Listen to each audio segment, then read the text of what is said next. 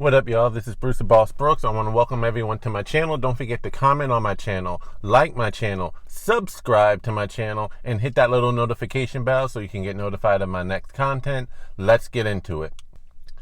So this video is going to be about why I am not voting for Joe Biden and some little thoughts on the debate. And I'm pretty sure I'm not alone in some of my thoughts, especially after listening to the debates and some of the recent things that have transpired in the past couple of weeks. I really can't believe how tone deaf Joe Biden is when he's talking about things like another mandatory lockdown, national lockdown, in the foreseeable future if cases start to spike up. If we just wore these masks, the president's own advisors have told him, we could save 100,000 lives. I am not down for any lockdown. That right there is enough of a straw that broke the camel's back for me. And I know the American public in large does not want another lockdown because we've seen what happened. I get it with the first lockdown, even though I'll admit it, I wish I was in Sweden during this whole time because they didn't do any lockdown. There was no mandatory masks. Schools remained open. Businesses remained open. They did suggest businesses, if you could work from home, to work from home if you could, but it was not mandatory. It was not required. Restaurants remained open, gyms, everything, and no mask mandates. Practically no one was wearing a mask, and the country did not collapse. There were not a pile of bodies lining up. They did have a couple of thousand deaths attributed to the COVID-19, but 96% of those deaths were people in their 70s and over. 82% of those deaths occurred in nursing homes. So this was a nursing home failure, and this was a virus that really attacked the elderly population, but the general population at large was greatly okay, which goes to show you do not need to lock down as an absolute measure to that. Even the CDC has recently come out and said that the fatality rate for the COVID virus ranges from, age group, but anyone under the age of 20, you're talking about a 0.00003% chance. Those in between the ages of 20 and 60, a 0.0002% chance fatality rate. Those 60 and above, 0.05%. Again, that's more like a bad flu. Talk about enacting policies that will only destroy and or further hurt those businesses. You cannot lock down these businesses and expect them to survive, and we can't keep throwing money at it. Let the people assume the risks and go on with their days. And if the state needs money to help, provide medical equipment, supplies, testing, what have you, the federal government should be there to assist. And I think that was a big win for Donald Trump because Donald Trump was saying we need to get back to our normal lives, which is what a lot of Americans really want. They're not buying this fear porn that a lot of, that Joe Biden and Democrats and many in the media are trying to pull by saying, oh, cases are rising. Let's, hunker back down again. It's funny how this went from let's slow the spread to which, under the whole concept of slow the spread, acknowledge that the majority of the population will get it in time. Let's just do what we can to make sure it's not all at once. It was never about make sure that no one ever gets it. Let's stop it in its tracks completely. No, let's spread it out over time so the hospitals don't get overwhelmed. Even during the height of it in April, the hospitals were never overwhelmed. You have doctors on TikTok doing choreographed dance routines.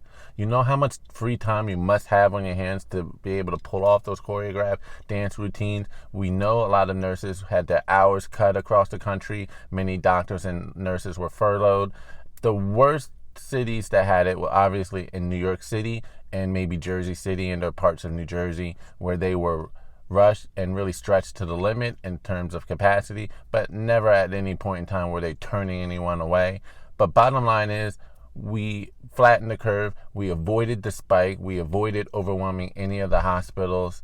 So that's really no longer an issue. And then you also talk about rising cases. But fact of the matter is, what they're not telling the American public, but the American public can see through it, is that yes, cases are rising, but these are test positives, not hospitalization positives, not people coming into the hospital sick, but people are not trying to hear another lockdown for this virus. It's not necessary. People are also not trying to hear about this mandatory mask. And that's the other reason why I think Joe Biden's going to lose. It's just because of how much he's hyping it up and people are seeing through the truth of the disease. Of the virus, again, it is a virus. It will affect a certain demographic, but a very small portion. For the overwhelming majority, it's not the plague. It's not the Black Plague. It's not the Spanish flu that they said it was. And so a lot of people are saying, you know, we had enough. You're overhyping it. Trump may have downplayed it, but you are overselling it. And we've had enough of that. 99.9% of young people recover. 99% of people recover. We have to recover. We can't close up our nation. We have to open our school, and we can't close up our nation. He says that we're learning to live with it. People are learning to die with it. You folks home will have an empty chair at the kitchen table this morning. That man or wife going to bed tonight and reaching over to try to touch their, out of habit, where their wife or husband was, is gone. Learning to live with it. Come on. We're dying with it. I think people are also sick of the lies. The other reason is that Joe Biden clearly was lying as it pertained to the Hunter Biden emails. And this is what I'm also mad about. I will say that the moderator did a good job overall, but clearly there's a collusion within the mainstream media to not bring up the emails or talk about them as much as possible, hide them, sweep it under the rug. She did not do any follow-up questions, any inquiries. This is a big story, and she did not press Joe Biden on it at all. Even when he initially brought it up, and then Donald Trump doubled down, she never seized on it to really ask those questions. They're really trying to avoid it. But I digress. Joe Biden was trying to say, I never accepted money from foreign agencies. You know, everything my son did was okay, up and up. I was never involved. I never had any influence. And Russia was somehow is infiltrating this election again, and Rudy Giuliani. And people are like, it's been reported that your son's emails have been confirmed as all being real, true, straight from his laptop. Even Hunter Biden's own lawyer has asked for the laptop back, confirming that this is in fact Hunter Biden's laptop. But everything that's been released from it has been confirmed as true. It doesn't change the fact that these are real emails that are implicating you and having major dealings with your son's foreign business transactions, him peddling your influence, you meeting with one of the individuals in which your son was working with, and your son also admitting in one of the emails that he was not only requesting $84,000 a month despite not having any experience and or required skill sets for this position, but he was demanding $84,000 a month. And in one of the emails, he also mentioned how he was not going to ask for half the money from his future kid, from his kids, if they're in a similar situation, unlike his father. I repeat, he said in the email, Hunter Biden, that is, that he was not going to be in a position where he was going to ask for half of his kids' earnings, unlike his own father. In other words, that $84,000 a month that Hunter Biden was receiving, Joe Biden was pocketing about half of that. And Trump called him out on it, saying you received millions from these foreign agencies, foreign powers, and or corporations, and Joe Biden tried to deny it. We see the emails. You are full of crap. You're lying. We can see the emails for ourselves. We can read them. They've been verified, and you are flat out lying. Let's also not forget that his mind isn't all there. I think anyone can really, if you're honest, you can attest. He's losing his mind. He's suffering from some form of dementia. He's forgetting things. And that did rear itself in a debate. I'm surprised he did better than I thought he would. But he still had some major blunders, like forgetting the name of a river. You're 5 years old. Your parents are taking you across the Rio Grande River, and it's Or how about calling Donald Trump Abraham Lincoln? Abraham Lincoln here is one of the most racist presidents we've had in modern history. I had to stop for a moment, like, wait, did he just say what I think he did? He compared him to Abraham Lincoln? Like, whoa, whoa. Even Trump had to call. I'm glad Trump called him out on it. That was like, he brought it back up. I was like, yeah, Joe is getting very flustered. You also talk about wanting to be the president for everyone in America, being everyone's president, and then in the same sentence, trash, bash, attack Republican-led states, aka red states, for opening up too early and seeing a spike in COVID cases. In terms of the number of people dying. And I don't look at this in terms of the way he does.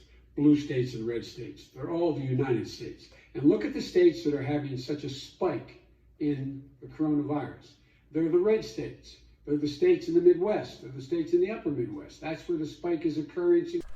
How are you in the same breath going to say, I'm the president of all people, and then attack another group of people from the opposite political party for the decision that they made for what they thought and believed to be in the best interest of their state?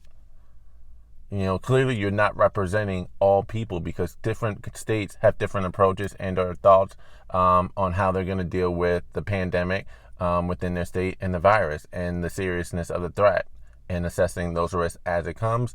You seem to want to have a one-size-fits-all approach, which does not fly with the American people, and we can see that you're lying. You are not there to represent all people. You're there to represent the mainstream media and neoliberal perspective as it pertains to politics in general and this virus and how it should be handled.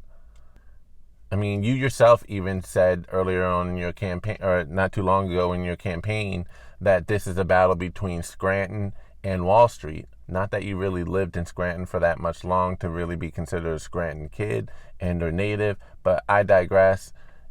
Clearly you're talking about class warfare, pitting those who work on Wall Street in the financial and business sector, even if they're not necessarily part of the richest 1%, but top 20%, you're pitting those people, those in the upper middle class earning around $150,000 and more a year, against those who make less than $150,000 a year or under $100,000. You're clearly playing class warfare, which I find funny considering that the massive amount of your campaign contributions is coming from people on Wall Street. And not to bring up race, but then also what happened recently with Ice Cube in the situation, I think you really exposed yourself even more so on how you deal with and or think of black people or the black voters. You really think that we're political chumps, and you're trying to treat us like that, because Ice Cube, he didn't just wake up one morning and said, let me scribble down this contract with America, contract for Black America. He took time, several weeks, if not months, to come up with a contract for Black America, or a contract with America, for Black contract with America. Talked to a lot of different people, got into the community to see what the needs are, what the issues are, and then come up with some strategies to address those issues and put their agenda on a political platform. Because he waited until after the Democratic National Convention and still did not hear any kind of agenda that addressed the black voters, and we still didn't hear that in any of the two debates that we had, including last night. So Ice Cube did his agenda, put it out there. Both parties, both camps did reach out. But while the Trump campaign said, okay, let's see what we can do right now, let's make some promises, I'm even going to add this into my platinum plan. But he made a concrete commitment, did Trump's campaign. What did Biden's campaign do? They pretty much gave him the brush off. He said, that's nice. Talk to us after the election. In other words, piss off, but vote for me. Because what incentive is the Biden camp going to have to want to put any of those agenda items on their agenda and or address any of them once they get elected, when the Democratic Party as a whole has not done that for the last 60 years because they know they've got your vote? He even said, if you don't vote for me, you're not black. He doesn't care about addressing any of the issues specifically affecting the black community. He just wants to vote, and that's it. Vote for me. I'll deal with your issues somewhere down the line. Because nowhere in his platform, nowhere in his campaign does he address any of the major concerns specifically affecting the black community, especially considering that his policies over the last 47 years have caused them. So, and that's one of the things, another thing I find funny, very few people can name me any one thing or one reason that they're voting for Joe other than that it's a vote against Trump. Get Trump out of office. We can't have that in there. They're not voting on any particular policy because he doesn't have one, at least not a feasible one that addresses the needs for most people, but especially Black Americans. He's, if anything, done nothing but hurt the Black community over the last 47 years. On top of that, you do the 94 crime bill. Now, I will correct Trump. Biden did not call Black people super predators. That was Hillary Clinton. However, unless we do something about that cadre of young people, tens of thousands of them, born out of wedlock, without parents, without supervision, without any structure, without any conscience developing, because we should focus on them now. If we don't, they will, or a portion of them will, become the predators 15 years from now. And Madam President, we have predators on our streets that society has, in fact, in part because of its neglect, created. Again, it does not mean because we created them that we somehow forgive them or do not take them out of society to protect my family and yours from them. Biden did refer to Black people, or at least, he was clearly talking about Black people as predators that needed to be removed from society, or taken out before they take him out, or him and his family. He didn't use the word super predator, but he did use the word predator. That's semantics, but I don't want to give Biden a pass because he did use the term predator. People raised by single mothers, another dog whistle, without the morals, and they don't even care why they're doing it, how, the reasons behind it. Let's just take them out of society. And he's never apologized for that. He tried to walk it back just a little bit. And actually, no, I think he walked back the mandatory minimum sentencing for drug possession that he helped craft and legislate. I wonder if that has anything to do with the revelation of Hunter Biden's massive drug issues over the decades. Yes, decades. So I find it funny that he crafted legislation to prosecute, hunt down, and incarcerate Black people for simple drug possession and drug use, all the while his son was an avid drug user of a lot of the same drugs, cocaine, coke.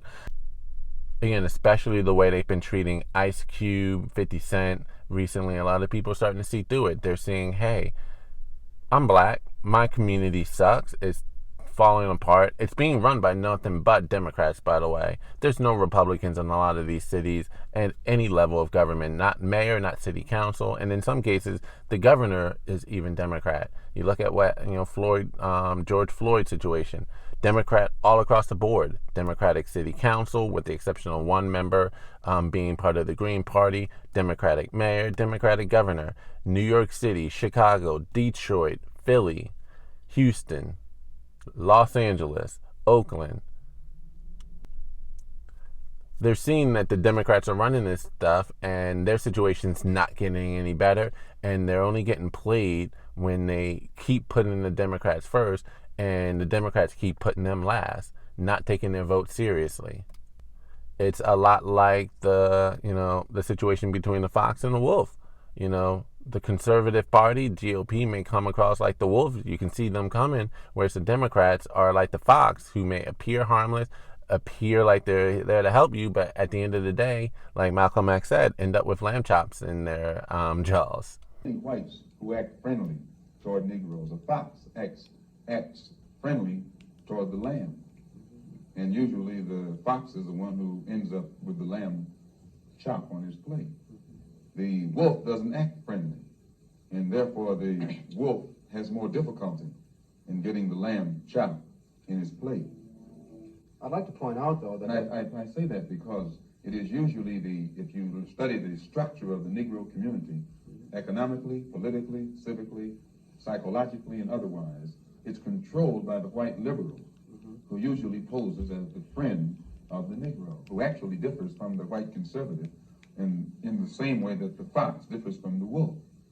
Their appetite is the same. Their motives are the same. It's only their mannerisms and methods that differ. I would agree that, And so that just really exposed it. It's like, I want you to vote for me, but you get nothing from it. You're not going to get any benefit. I'm not making any commitments. You're not going to hold me to anything right now. And again, if you can't get that commitment before they're in power, what makes you think that they're going to give it to you after? Again, nothing's happened over the last 60 years. But a lot of black people, I think, are just turned off. You're still going to get that high black turnout vote for the Democratic Party. But there really is a Brexit movement happening. It is real. It may not be in large waves, but it is definitely going to be significant numbers compared to past, historically. And so Biden's in trouble. He did not answer any of those questions and or concerns from the black community. And he really doesn't have that great of an economic plan either. I'm like, what is he really going to do? Especially if he's talking about mandatory masks. He's talking about locking the country down again at some point in the near future. You're just going to further kill the economy, the economic growth. You got caught on the fracking issue, and we already know where the Democrats lie on coal mining. You're definitely going to kill a lot of jobs in central PA, Kentucky, and West Virginia. Those people aren't going to be buying it. But my biggest issue at the end of the day is also foreign policy. Since 1945, the United States government has tried to overthrow over 50 foreign governments, and has also caused the end of life for hundreds of thousands, if not 1 million people, black and brown, all over the world through their wars, invasions, foreign intervention, drone strikes, arming and training terrorist groups around the world. I give it to the American people for being on top of it all of a sudden during the Bush administration, but then it's like when Obama got in office, he fell asleep, and he continued the Bush doctrine, or should I say the Wolfowitz doctrine, foreign intervention, foreign meddling for the interest of the American way of life and or of America, arming terrorists. They're big on Bush for, the Reagan administration, for instance, coming down on how we trained Al-Qaeda, taught them how to fight, gave them weapons, and thought that that was the end of it once Obama was in office, as if that's not something we've been doing for decades, and even to this day. We have been arming, if we weren't directly involved in bombings, drone strikes, and or invading other countries, we were actively training and or supplying weapons to terrorist groups to destabilize regions and overthrow foreign leaders that we had beefs with, like Assad. And no one even really said anything either when we were capturing or getting back our own weapons from ISIS territories. That's not coincidence. They didn't just happen to steal that those weaponry. They were given to it by the American government. We have been really using the world, the third world especially, as our little dumping ground that we can do anything we want, and so many people die. And Biden is just going to be the continuation of that. There's nothing in Biden's past, because he's voted for all of those wars. He's voted for the war in Iraq, voted for the Gulf War, voted for the war in Afghanistan and the continuation of it. He was a vice president at the time during the Libya strikes, which has resulted in open slave trade to this day in the country of Libya due to the power vacuum that we left.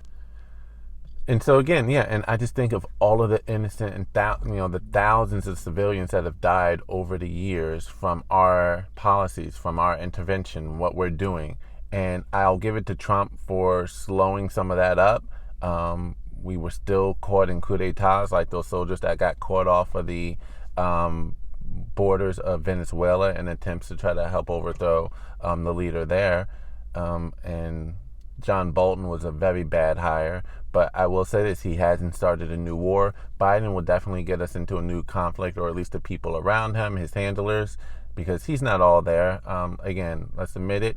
There's going to be other people running the show. Hell, he might even just step down and put Kamala Harris in office. And she's no better. She's even worse, because at least Biden, he would have been like the grand wizard of the KKK back in the day, because he honestly had believed a lot of what he said and a lot of what he was pushing. But Kamala Harris has no moral standard, no moral compass, no position. She goes wherever the wind takes her, and she's right now going wherever the Clinton campaign and the Clinton people are pushing her. She's nothing but a puppet being used. And I really feel as though Joe Biden is also just a Trojan horse to get Kamala Harris in. And that's also uneasy. But yeah, I don't feel any better from anything that Joe Biden had to say. What he put forward, I think, is more problematic than anything. He didn't win a lot of people over. You look at a lot of his rallies, and it's like a ghost town. Hardly anyone there. Whereas Trump gets these big rallies, big turnouts, even amidst the COVID pandemic situation, people are still showing up. This is my prediction. Trump is going to win. It's going to be tight. It's going to be close in certain places. But I think a lot of people are just really fed up with what's been going on. And Biden does not offer any confidence given his mental instability, demeanor, and he definitely represents a lot of what people hate about politicians and politics as usual.